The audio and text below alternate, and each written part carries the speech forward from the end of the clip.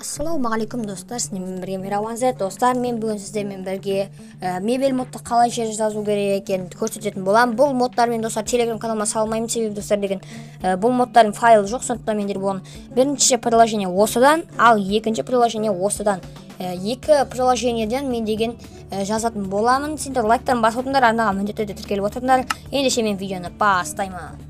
Мінекей достар, бірінші приложениемізге кірді. Бұл приложенияның аты Fortnite мод, ForMKP2 деп аталады қысқасы. Және міне мына жердегі download addon деген басасыздар.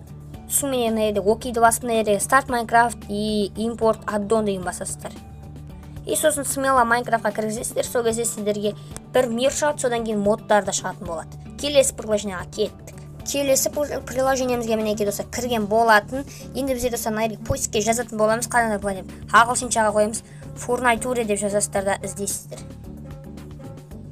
И мына жерде қараңдар, бізде деген неше түрлі мебель модтар шығып жатыр. Ең керемет мебель мод дегендеріңіз ол міне. Ол мод міне тұр. Осы мод міне фотосын скриншоттап алсаңыздар болады. Содан мына жердегі ең астында установить сосын мына жақта open game дегенді басасыздар да, міне мына жақтан сосын қазір екі жаққа істейтін еще басасыздар да, Майнкрафтты басасыздар да, осы модты жүктеп ала аласыздар. Жарайды достар, бұл өте қысқаша ғана видео болды. Бұл модты мен достар бір подписчигім сұраған болатын, соған айтып түсіріп отырмын және басқаларыңызға. Жарайды достар, осымен видеомыз аяқталды. Қош сау болыңдар.